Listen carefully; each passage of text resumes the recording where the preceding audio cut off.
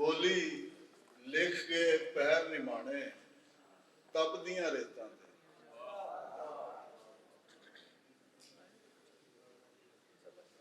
वे मैं पोए ते डुली बिछड़ी लै जा मेरा रुख भर के।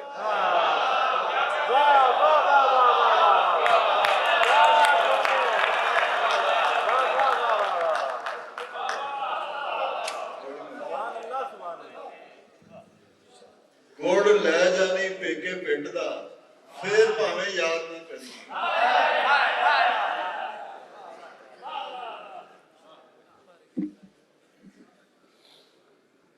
साडी होंद नूं चटदी जावे, साडी होंद नूं चटदी जावे, ज़र दी जुबान आ उतरी। वे मैं रोह दी खीर बना,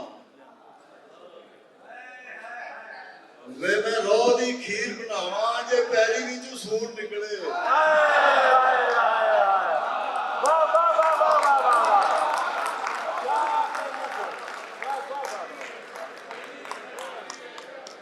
असां लकड़ी दे ऊठ बनाए, असां लकड़ी दे ऊठ बनाए ते पार सारे आप चुक ले।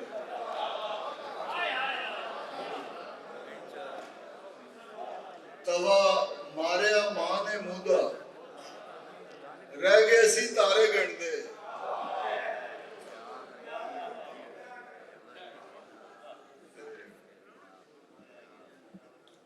झट घड़ी जे सबर तू करता